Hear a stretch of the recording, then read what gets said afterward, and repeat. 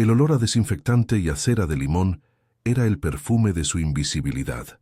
Elena Morales se movía con la precisión de un fantasma por los pasillos de mármol blanco, un espacio tan vasto y silencioso que podía oír el sutil roce de su uniforme contra su piel.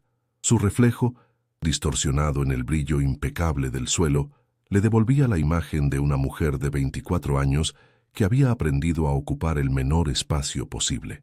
Cada gesto era medido, cada movimiento eficiente, diseñado para limpiar, ordenar y desaparecer sin dejar rastro. Era una experta en borrar huellas, no solo las ajenas, sino sobre todo las suyas. En las mansiones de otros, Elena no existía. Era una función, una herramienta silenciosa que devolvía el orden al caos ajeno, mientras el suyo propio se acumulaba, denso e inamovible, en el fondo de su alma. Su vida era un delicado equilibrio sobre el alambre del deber. Pero ¿qué sucede cuando el abismo te devuelve la mirada a través de los ojos de un hombre que no debería poder verte? La historia de Elena está a punto de romperse en 1000 pedazos, y el secreto que descubrirá cambiará no solo su destino, sino la propia definición de poder y vulnerabilidad. Acompáñanos hasta el final para desvelar la impactante verdad que se esconde tras el silencio, y si esta historia te atrapa, suscríbete y déjanos un comentario contándonos qué harías en su lugar. Tu opinión es fundamental para nosotros.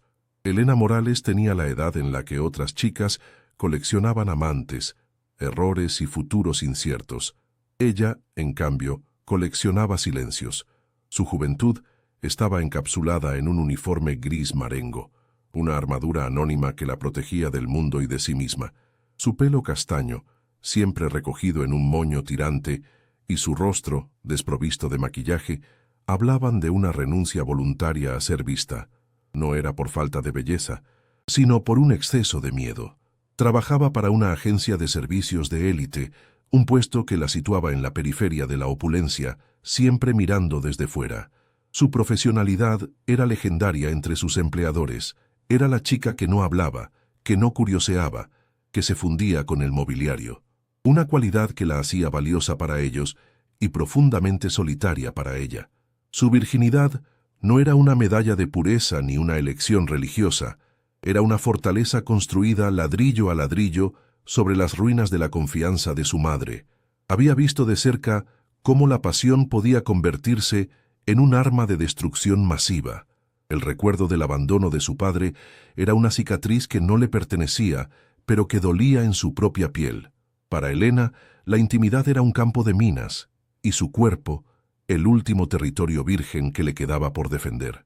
Se había convencido a sí misma de que el deseo era un lujo que no podía permitirse, una vulnerabilidad que atraería el mismo tipo de dolor que había dejado a su madre convertida en una sombra. Por eso, se negaba a sí misma cualquier atisbo de conexión, manteniendo a todos a una distancia segura, protegida tras un muro de recato y una timidez autoimpuesta. El trayecto en autobús de vuelta a casa era el purgatorio diario que separaba dos mundos. Dejaba atrás los barrios residenciales, donde el silencio era un lujo comprado con dinero, y se adentraba en la cacofonía de su barrio obrero, donde el silencio era el preludio de una nueva preocupación. El piso, pequeño y cargado de una atmósfera densa de enfermedad y resignación, era su verdadera carga. Allí no era la limpiadora invisible, sino el pilar que sostenía un techo a punto de derrumbarse. El peso de las facturas, de las medicinas de su madre y de las aspiraciones de su hermana pequeña se anclaba a sus hombros, curvando su espalda mucho antes de que la edad tuviera derecho a hacerlo. Vivía una vida que no había elegido, un guión escrito por las circunstancias, y cada día sentía cómo su propia esencia se desvanecía un poco más. En el interior de aquellas 4 paredes, su madre era una presencia casi etérea, consumida por una enfermedad crónica que le había robado el color de las mejillas y la luz de la mirada.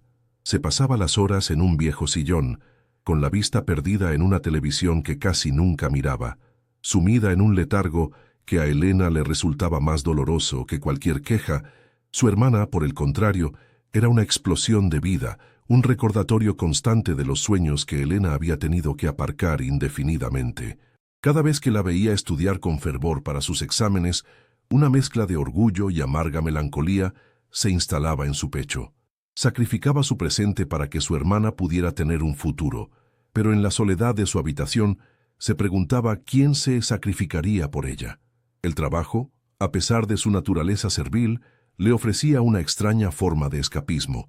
En esas casas impolutas, rodeada de objetos de arte y muebles de diseño, podía desconectar de su propia realidad.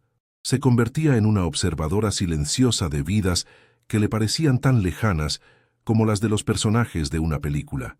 Veía la soledad en las mansiones vacías, la tensión en los retratos familiares perfectamente dispuestos y el aburrimiento en los lujos más extravagantes. Aquel mundo, tan deseado por tantos, se le antojaba a menudo tan opresivo como el suyo, solo que con barrotes de oro. Esta percepción la consolaba y la aislaba a partes iguales, reforzando su creencia de que no pertenecía a ningún lugar, destinada a vivir siempre en los márgenes, limpiando el desorden de otros para no tener que enfrentar el suyo. El Madrid que Elena conocía no era el de las postales turísticas, sino una bestia de asfalto y ladrillo que devoraba sus días. El viaje en el autobús número 74 era un ritual de descompresión y rearme. Dejaba atrás la opulencia silenciosa del barrio de Salamanca, donde las calles olían a perfume caro y a pan recién horneado, para sumergirse en la cruda vitalidad de su propio distrito. El aire se volvía más denso, cargado con el olor a fritanga de los bares y el murmullo constante de vidas apiladas unas sobre otras.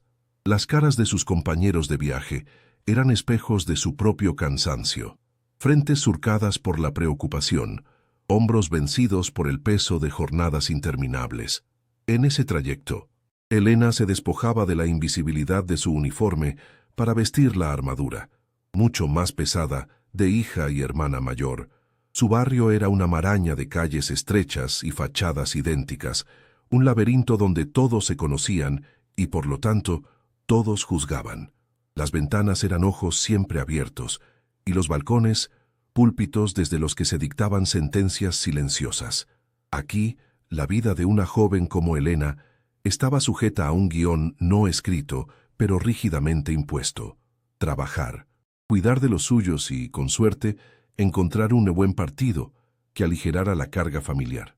Cada saludo de una vecina, cada pregunta sobre su vida personal, era un recordatorio de las expectativas que pesaban sobre ella.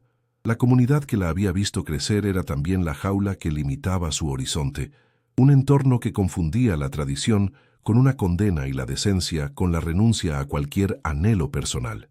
Al cruzar el umbral de su portal, un olor familiar a humedad y lejía la recibía como una bofetada.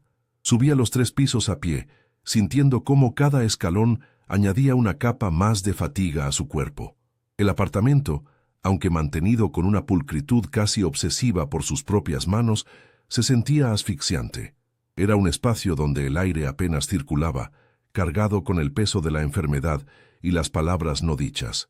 Cada objeto tenía su lugar, cada superficie brillaba, pero el orden no lograba disimular el desorden emocional que lo impregnaba todo. Su hogar no era un refugio, sino el escenario principal de su sacrificio, el lugar donde sus propias necesidades se disolvían para atender las de los demás. La puerta se cerraba a su espalda con un chasquido que sonaba a cerrojo.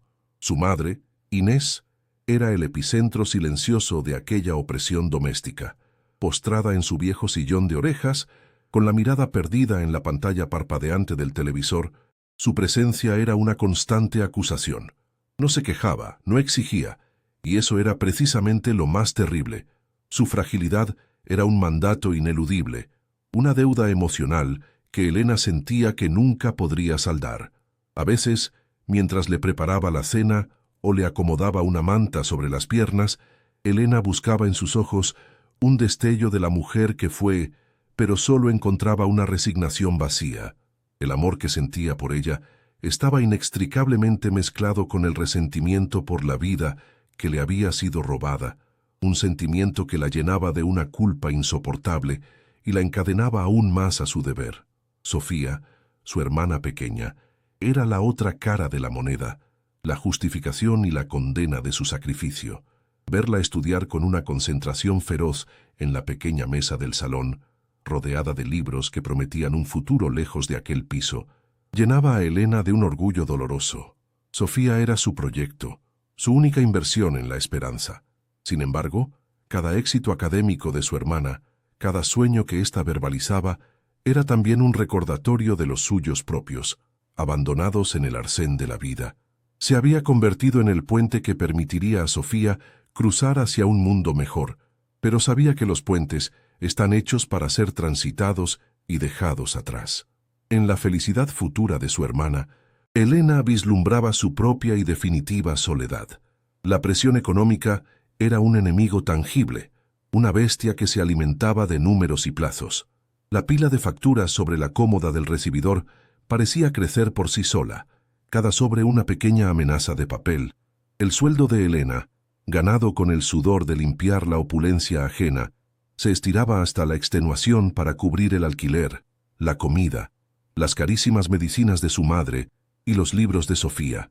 Vivía en un estado de alerta financiera constante, haciendo malabares con los pagos, renunciando a cualquier mínimo capricho para asegurar que lo esencial estuviera cubierto.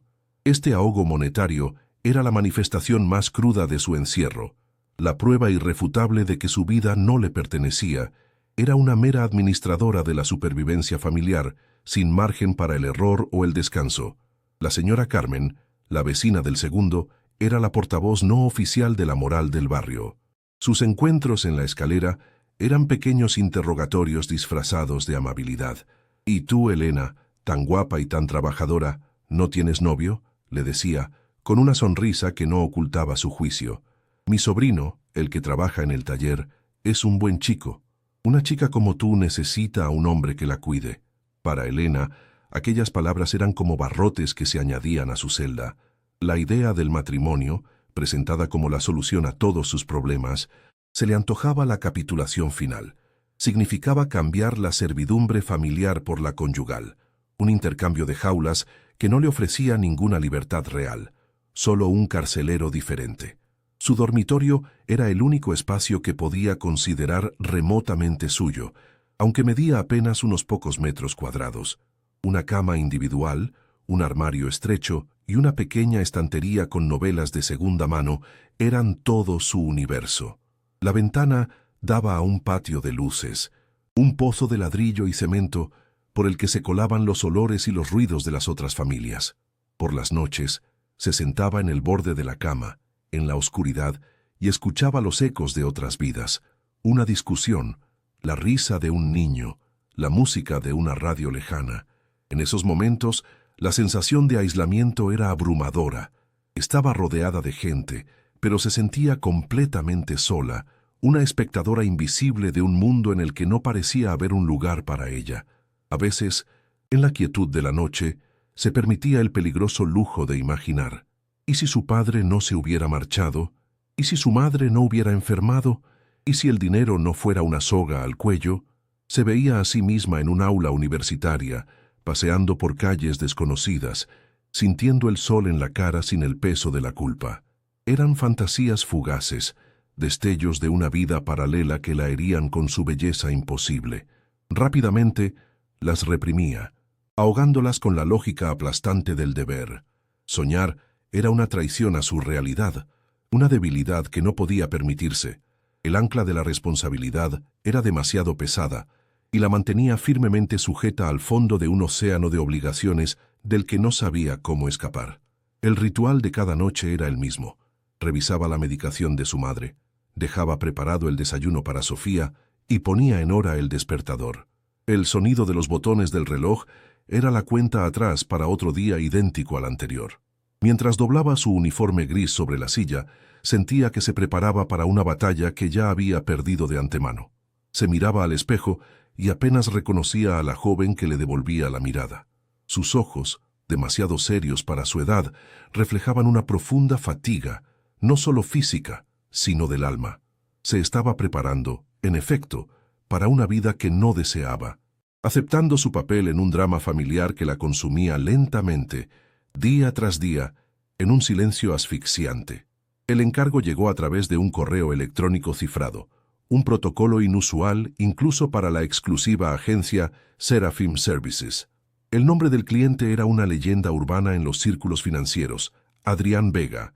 El mensaje era escueto y gélido, detallando un contrato de confidencialidad tan férreo que parecía más un pacto de sangre que un acuerdo laboral.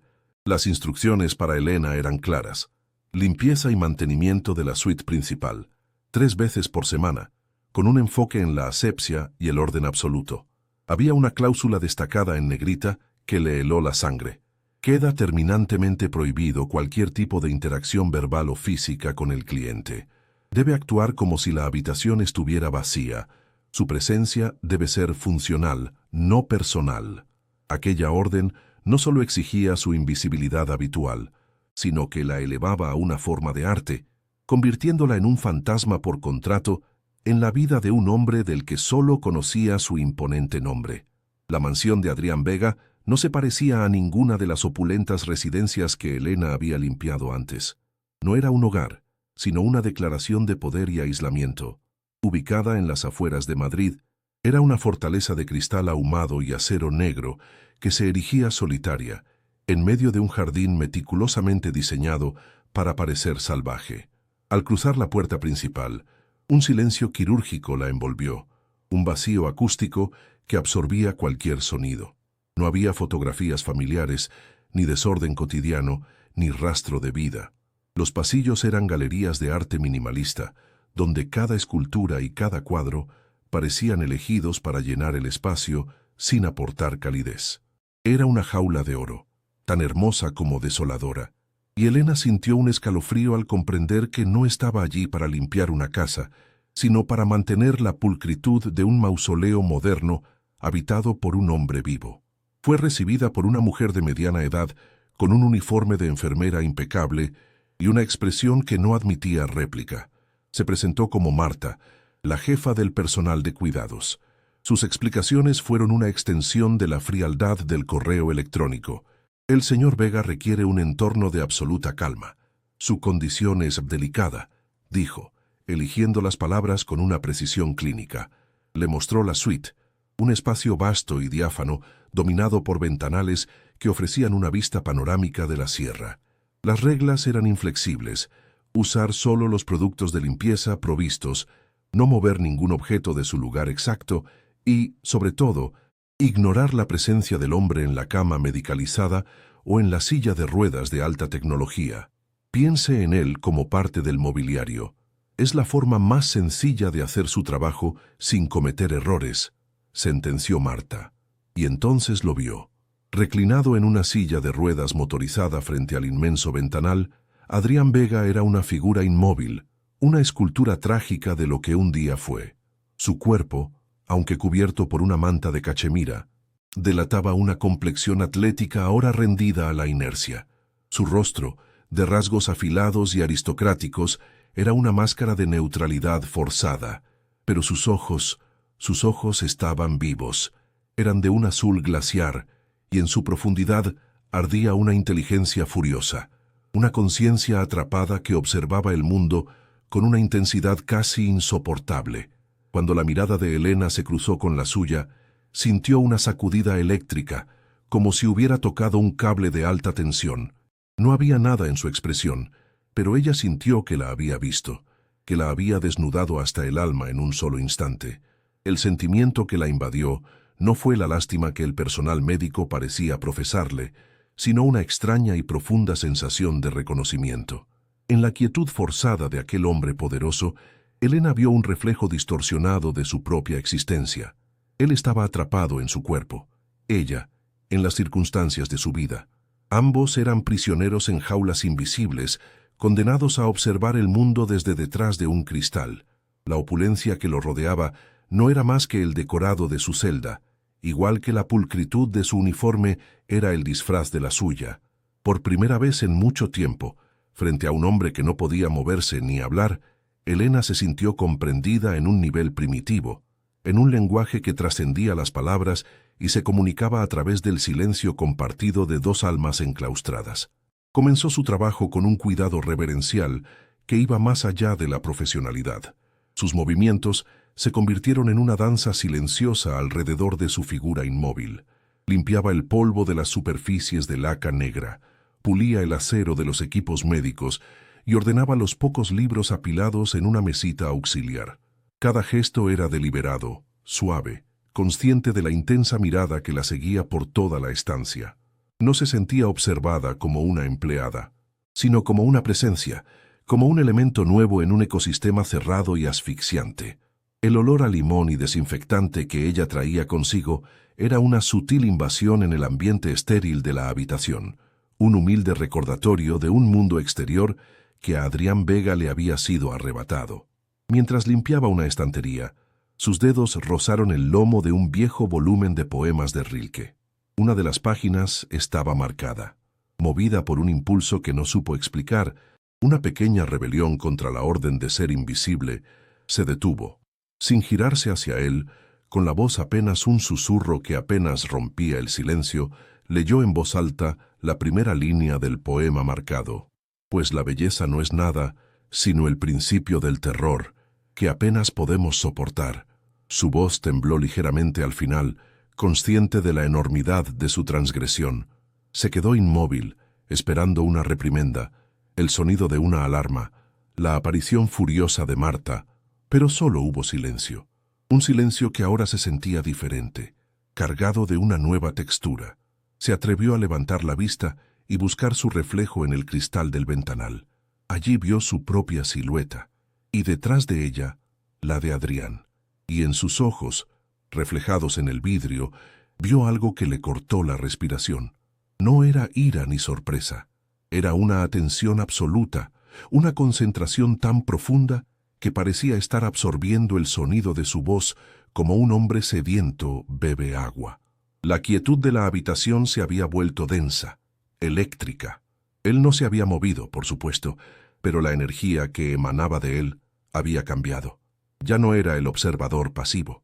Se había convertido en un oyente, en un partícipe de su pequeño acto de desobediencia. En ese instante, supo que algo fundamental se había roto y, a la vez, se había creado entre ellos. Al terminar su jornada y abandonar la mansión, Elena se sentía profundamente alterada. El mundo exterior, con el ruido del tráfico y el bullicio de la gente, le pareció estridente y superficial.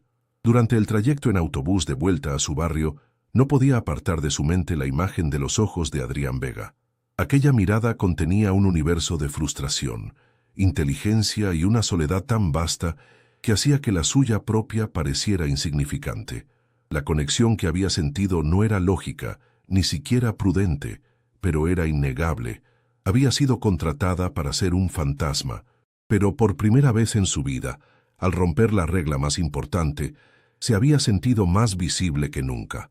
El hombre en la silla de ruedas no solo la había visto, sino que la había escuchado. Esa noche, en la estrechez de su habitación, el contraste entre sus dos mundos se hizo insoportable. El peso de las facturas y la enfermedad de su madre se sentían más opresivos que nunca, pero ahora había algo más. Una semilla de fascinación había sido plantada en el terreno árido de su resignación.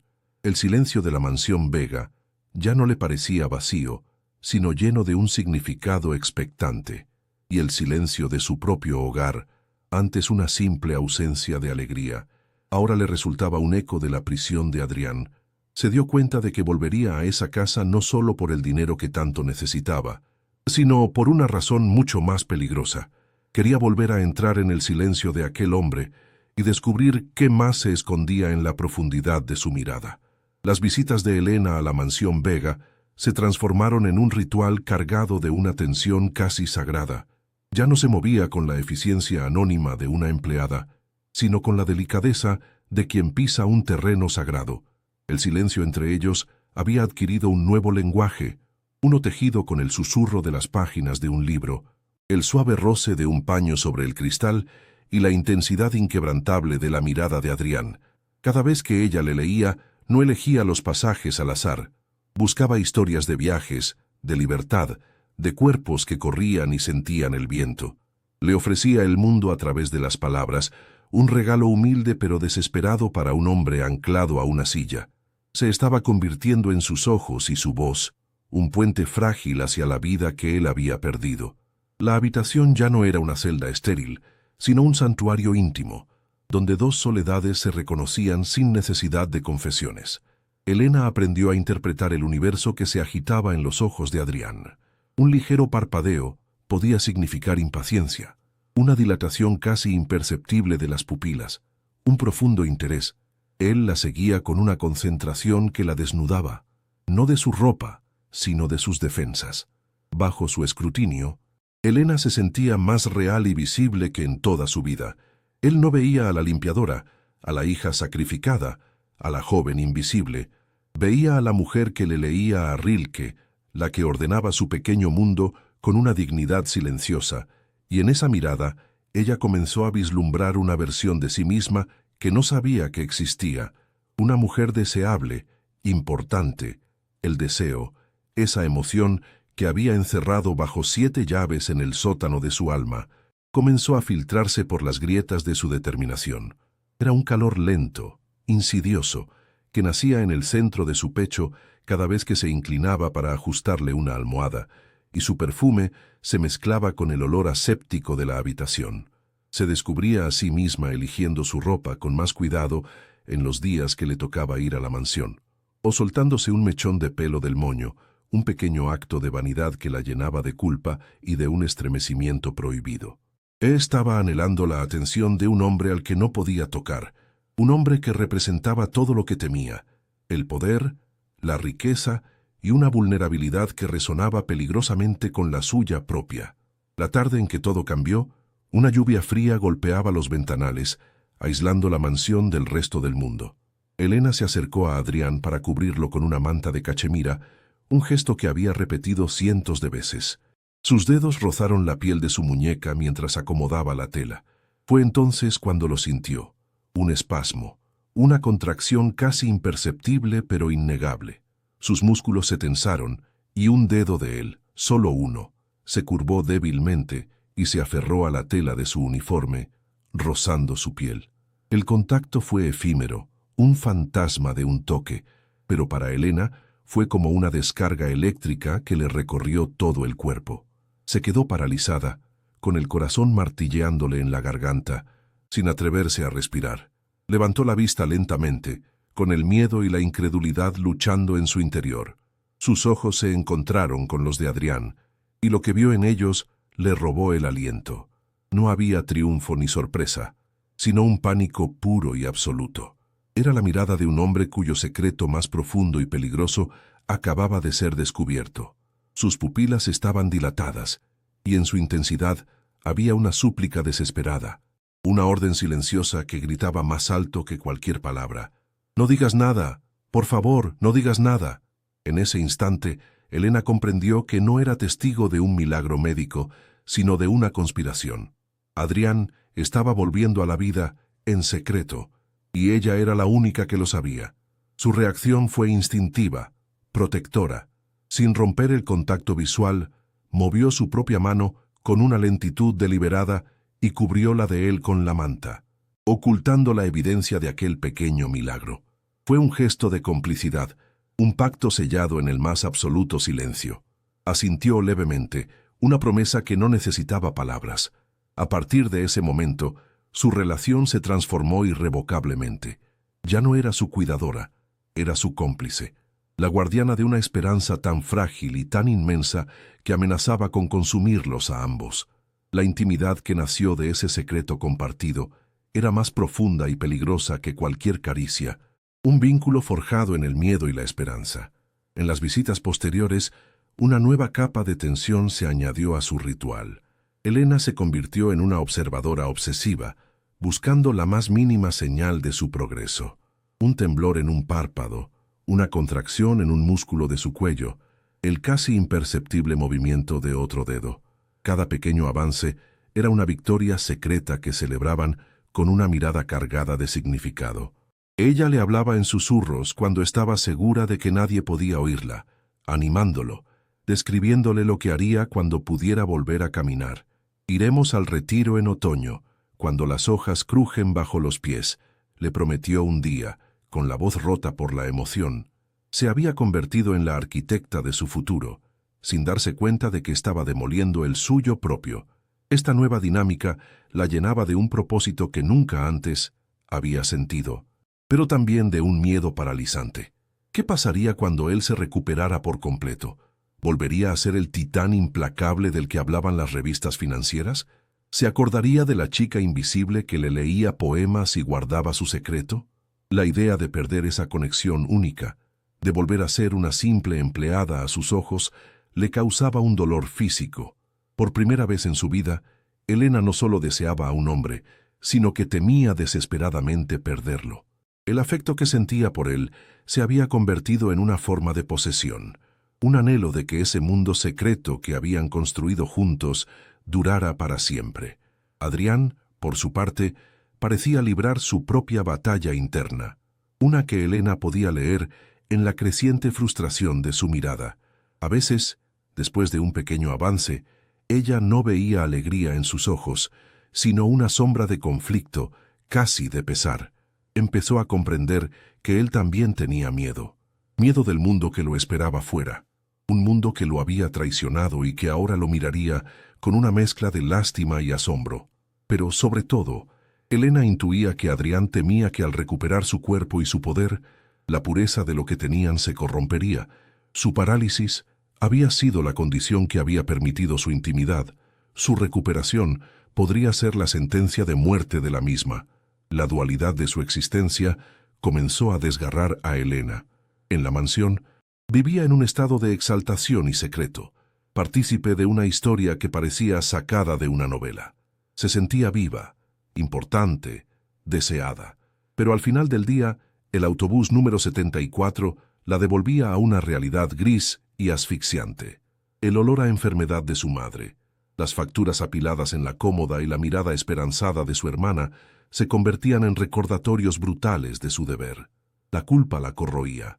¿Qué derecho tenía a experimentar esa felicidad clandestina mientras su familia dependía de su sacrificio? Se sentía una traidora, viviendo una doble vida que no podía confesar a nadie. El dilema moral se hizo insoportable. Ceder a los sentimientos que Adrián despertaba en ella significaba traicionar todos los principios sobre los que había construido su vida. Significaba abrir la puerta a la vulnerabilidad, al tipo de dolor que había destruido a su madre. Significaba desear a un hombre de un mundo al que no pertenecía, un abismo social y económico que los separaba. Mantener el control, seguir siendo la hija responsable y la trabajadora invisible, era la opción segura, la que le dictaba la razón. Pero su corazón, un órgano que había creído atrofiado, latía ahora con una fuerza nueva y salvaje, reclamando su derecho a sentir, a desear, a vivir.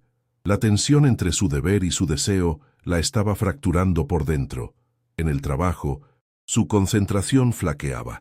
Se encontraba a menudo con la mirada perdida, reviviendo un gesto de Adrián, una mirada compartida. En casa, su paciencia se agotaba más rápido. Las quejas veladas de su madre y las necesidades de su hermana, que antes aceptaba con resignación, ahora le pesaban como cadenas. Se estaba volviendo egoísta, y ese pensamiento la aterrorizaba. El amor que estaba naciendo en ella por Adrián no era puro y redentor. Se sentía como una enfermedad, una fiebre que la consumía y la alejaba de todo lo que se suponía que debía ser. Una tarde, mientras ordenaba los libros de la mesita de noche de Adrián, encontró una fotografía escondida dentro de uno de ellos. Era una imagen de él antes del accidente. Estaba de pie en la cubierta de un velero, riendo a carcajadas, con el pelo revuelto por el viento y los ojos llenos de una arrogancia y una vitalidad que la dejaron sin aliento. Era un depredador en la cima del mundo. Verlo así, lleno de poder y vida, le provocó un escalofrío. Ese era el hombre que estaba volviendo, no el paciente vulnerable al que cuidaba, sino un titán capaz de devorar su pequeño mundo sin siquiera darse cuenta. El deseo se mezcló con un miedo profundo y visceral. La lucha interna de Elena alcanzó su punto álgido. Se dio cuenta de que se había enamorado no solo del hombre herido en la silla de ruedas, sino también del fantasma del hombre poderoso que fue. Amaba su vulnerabilidad presente y anhelaba su fuerza pasada. Era una contradicción insostenible. ¿Cómo podía conciliar al confidente silencioso que conocía con el depredador de la fotografía? El hombre que le ofrecía seguridad en su inmovilidad era el mismo que podría destruirla con su poder una vez recuperado. El amor que sentía por él no era un refugio, sino el centro de la tormenta más grande de su vida. Durante su siguiente visita, mientras limpiaba el baño de mármol, sus ojos se posaron en su propio reflejo en el espejo. Vio a una mujer con los ojos brillantes, de emociones contenidas, con los labios ligeramente entreabiertos, como si esperaran un beso que nunca había conocido. La imagen de Adrián en el velero volvió a su mente, superponiéndose a la de su propio rostro.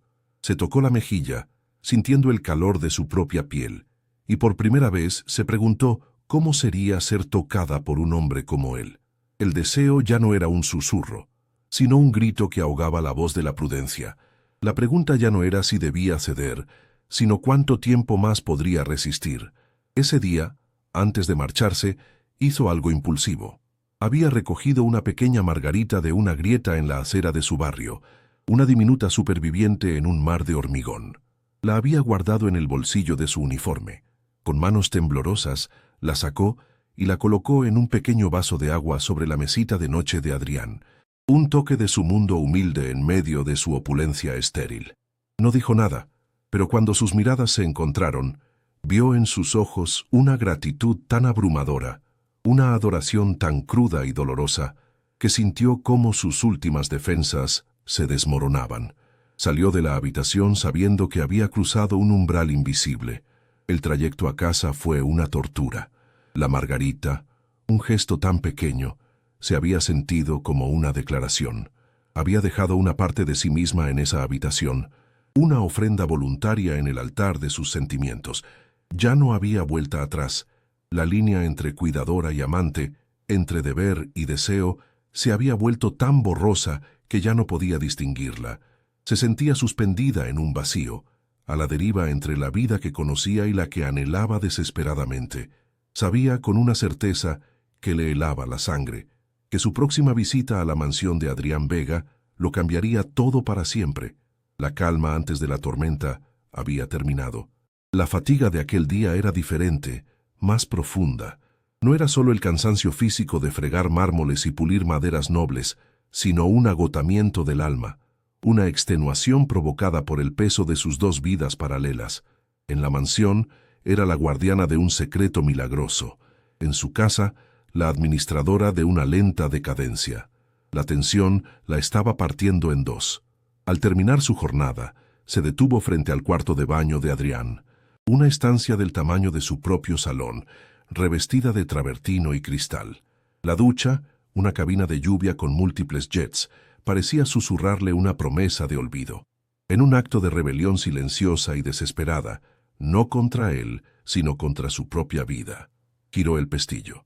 Necesitaba, solo por un instante, lavar el olor a lejía y a resignación de su piel y sentir, aunque fuera robado, un momento de puro y egoísta placer. El agua caliente cayó sobre ella como una bendición, un torrente que disolvía los nudos de sus hombros y la tensión de su nuca.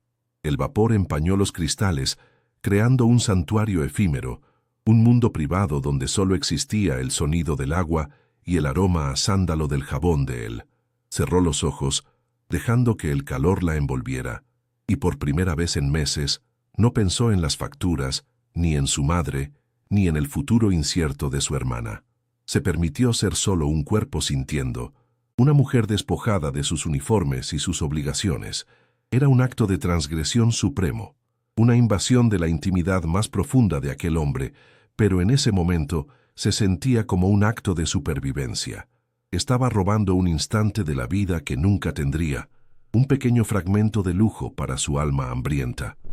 Mientras tanto, en el salón, un impulso primordial sacudió a Adrián. El sonido distante del agua corriendo en su baño era una anomalía, una ruptura en el silencio controlado de su existencia, pero era más que eso. Era una llamada, una presencia que tiraba de él con una fuerza magnética, con un esfuerzo que hizo que cada fibra de su ser gritara en protesta. Se aferró al brazo de su silla. La voluntad, Forjada en meses de lucha secreta, se impuso a la atrofia. Se puso en pie, temblando, apoyándose en los muebles como un recién nacido gigante. Cada paso hacia el pasillo era una odisea, un acto de conquista sobre su propia carne.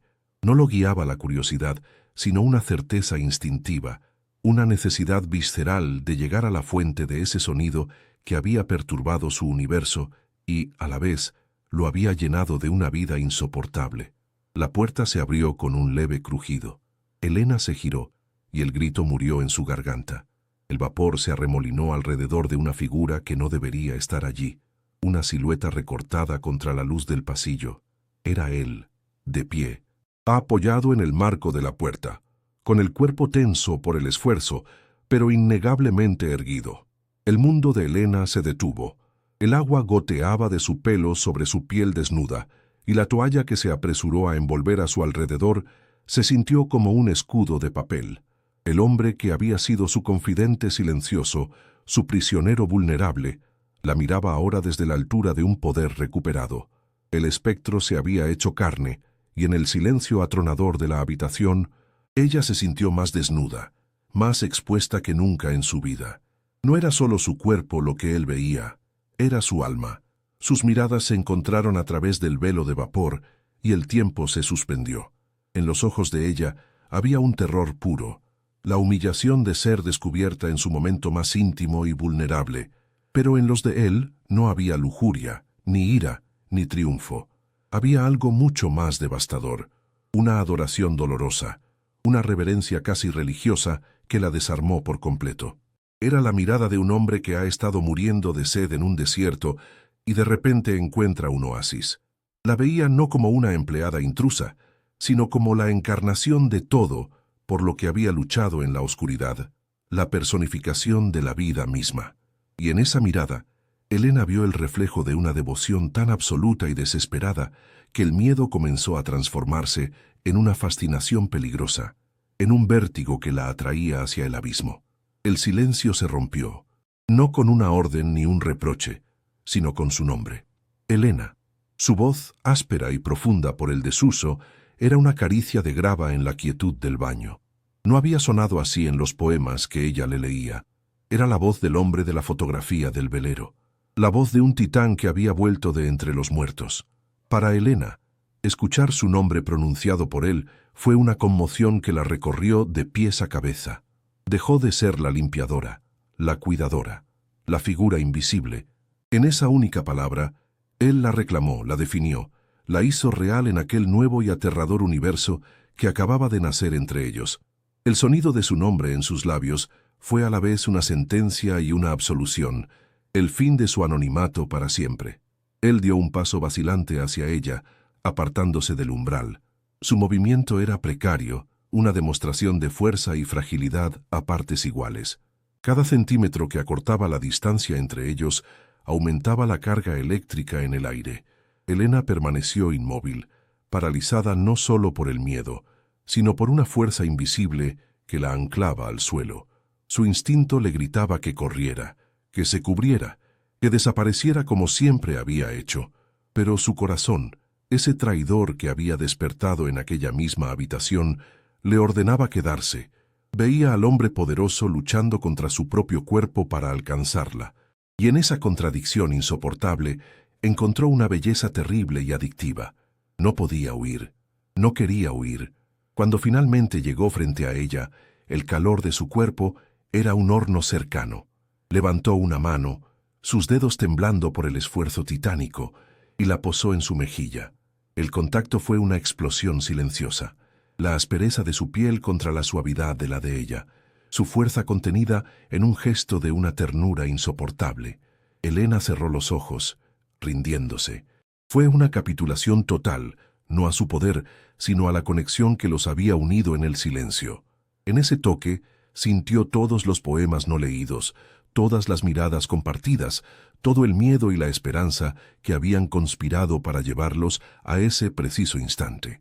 Dejó caer la cabeza hacia su mano, un gesto de entrega que era a la vez una invitación y una plegaria. Su armadura, forjada durante años de miedo, se hizo añicos. El beso, fue un cataclismo. No hubo dulzura ni vacilación. Fue la colisión de dos mundos, un acto desesperado y hambriento que borró todo lo anterior. Sus labios se encontraron con una ferocidad que era a la vez posesión y súplica. Era el beso de un hombre que recuperaba no solo su cuerpo, sino su derecho a desear.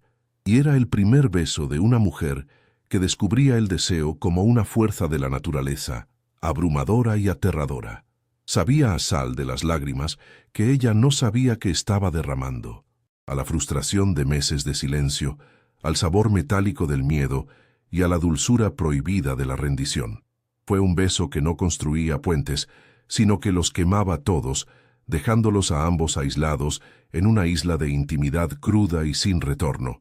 Cuando se separaron, jadeando, el vapor del baño los envolvía como un sudario. Adrián se apoyaba en ella, su cuerpo temblando ahora no solo por el esfuerzo, sino por la magnitud de lo que acababa de hacer. Su fuerza recién recuperada había encontrado su límite, y ahora dependía de ella para no caer. En ese instante, la dinámica de poder volvió a cambiar. Él había reclamado su dominio, pero al hacerlo, le había entregado su vulnerabilidad más absoluta. Elena lo sostuvo, sintiendo el latido errático de su corazón contra el suyo. La transgresión era completa. Se habían entregado el uno al otro, revelando sus secretos más profundos en un acto que los había roto y rehecho por completo. En el silencio que siguió al beso, ambos supieron, con una certeza aterradora, que ya nada volvería a ser como antes. La huida fue un acto reflejo, un pánico animal que se apoderó de sus piernas antes de que su mente pudiera procesar la magnitud del cataclismo. Elena corrió por los pasillos silenciosos de la mansión, sintiendo el aire gélido de la noche en su piel todavía húmeda bajo el uniforme. El beso era un hierro candente en sus labios, una marca que la separaba para siempre de la chica que había entrado en esa casa horas antes. No solo huía de él, del hombre que había resucitado ante sus ojos, huía de sí misma, de la mujer que había respondido a su ferocidad con una entrega igual de desesperada. El mundo exterior la recibió como un borrón de luces y ruidos sin sentido. Cada paso que la alejaba de él era un paso hacia un exilio del que no sabía si alguna vez podría regresar, dejando atrás el único lugar donde se había sentido verdaderamente viva. El portal de su edificio la recibió con su habitual olor a humedad y desinfectante barato, una bofetada de realidad que casi la hizo vomitar. Al entrar en el pequeño piso, la atmósfera cargada de enfermedad y rutina la asfixió.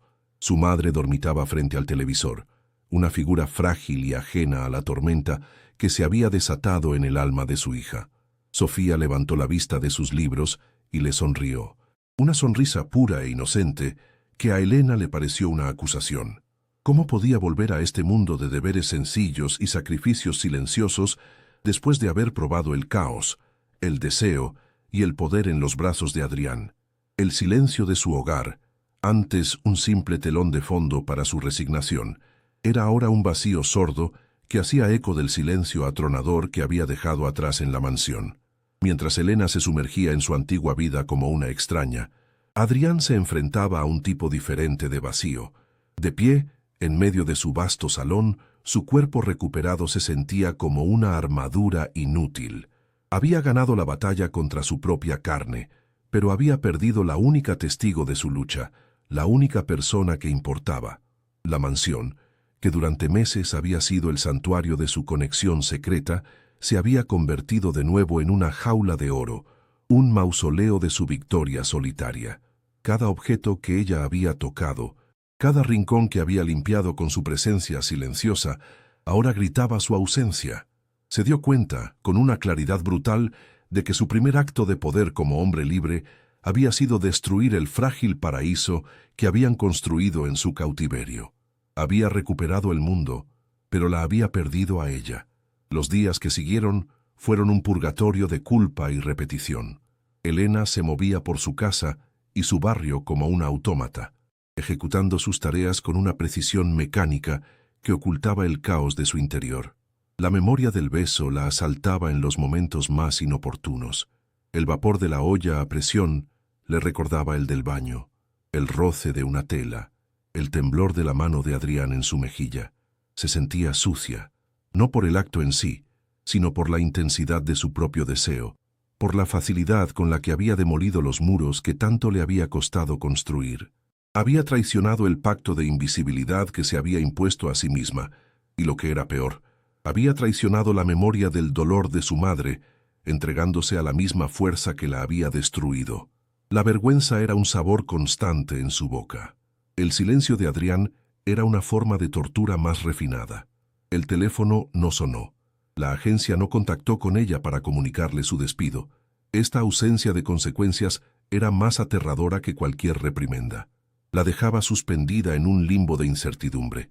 ¿Estaba él furioso, avergonzado, o simplemente la había olvidado, relegándola a la categoría de un error impulsivo, una anécdota en su triunfal regreso a la vida?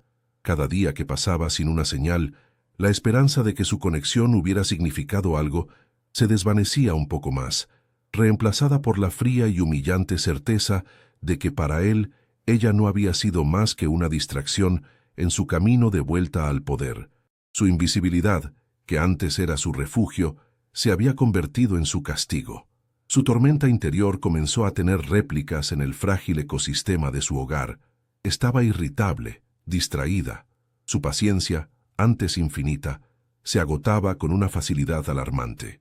Un día, su madre la miró con una extraña lucidez en sus ojos empañados y le dijo: «Hueles a problemas, hija, el mismo perfume que llevaba tu padre antes de irse». La frase fue una daga envenenada que la dejó sin aire. Incluso Sofía, con su sensibilidad adolescente, notó su angustia. «¿Estás bien, Elena? Pareces tan lejos». Cada pregunta, cada mirada de preocupación, era un recordatorio de su fracaso. No solo había puesto en peligro su trabajo, la única fuente de ingresos de la familia, sino que su tormenta personal estaba empezando a salpicar a las únicas personas a las que se suponía que debía proteger. Pero en las profundidades de la vergüenza, algo nuevo y desafiante comenzaba a germinar. Era una brasa de rabia, una chispa de autoafirmación que se negaba a ser extinguida por la culpa. Recordaba el beso no solo como una rendición, sino como una elección. Ella no había sido una víctima pasiva, había respondido, había participado, había deseado con la misma ferocidad que él. Por primera vez en su vida, había actuado por puro instinto, por un anhelo egoísta y primordial. Aquel acto de transgresión, aunque aterrador, también había sido un acto de liberación. Había probado la vida sin las cadenas del deber, y aunque el sabor era amargo y peligroso, también era adictivo. Una parte de ella, una parte que no sabía que existía, no se arrepentía, se estaba despertando. Al otro lado de la ciudad, Adrián libraba una guerra diferente. Estaba rodeado de médicos que celebraban su recuperación milagrosa, de abogados que planeaban su regreso a la junta directiva y de un personal que ahora lo miraba con una mezcla de asombro y temor. Había recuperado su voz, su movimiento, su poder, pero se sentía más enclaustrado que nunca.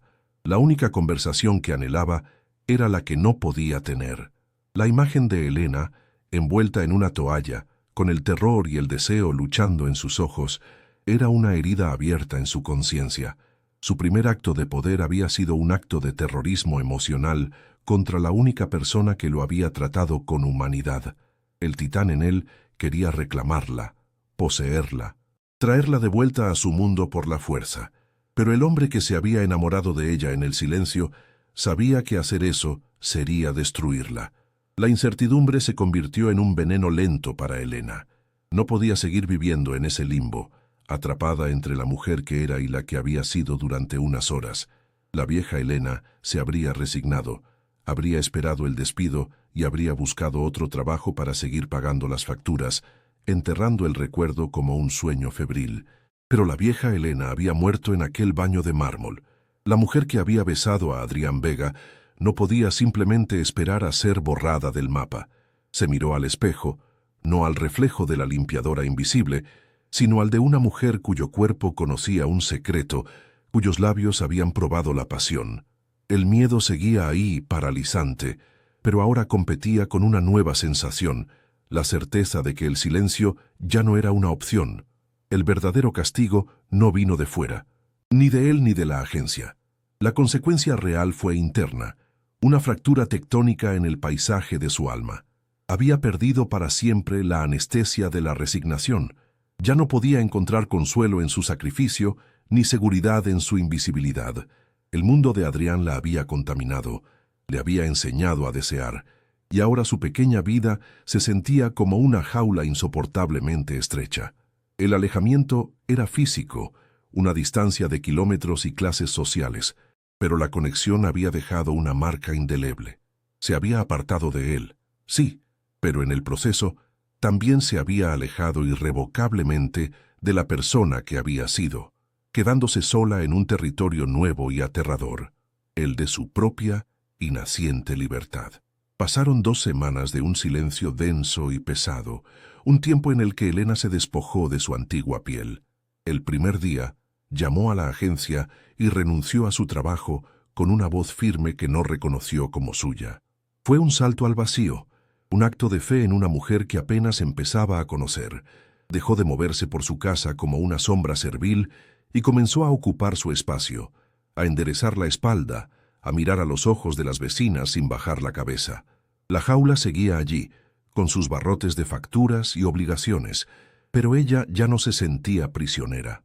Se había dado cuenta de que la verdadera celda no eran las paredes de su piso, sino los límites que ella misma se había impuesto.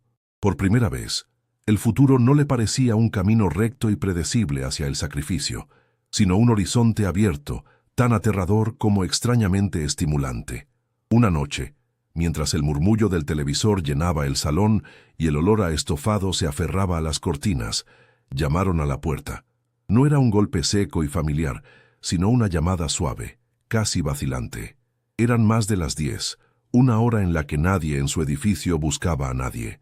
Su madre se removió en el sillón, y Sofía asomó la cabeza desde su habitación con el ceño fruncido. Un escalofrío de premonición recorrió la espalda de Elena.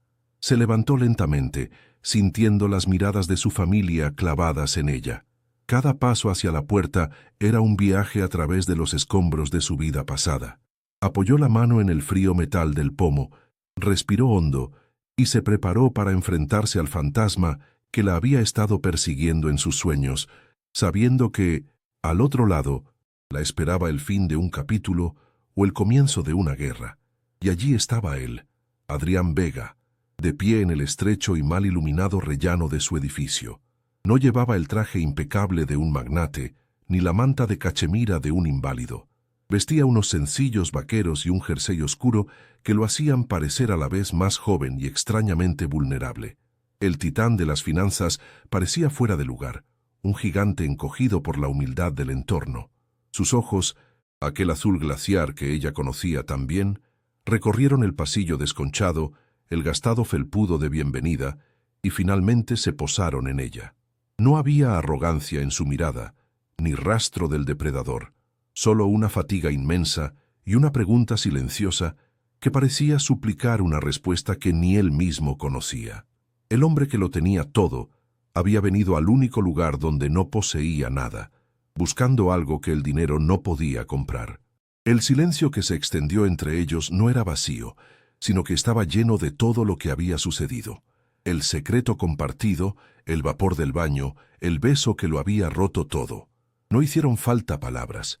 En sus ojos, Elena no vio al hombre que la había aterrorizado, sino al prisionero que le había enseñado a ser libre.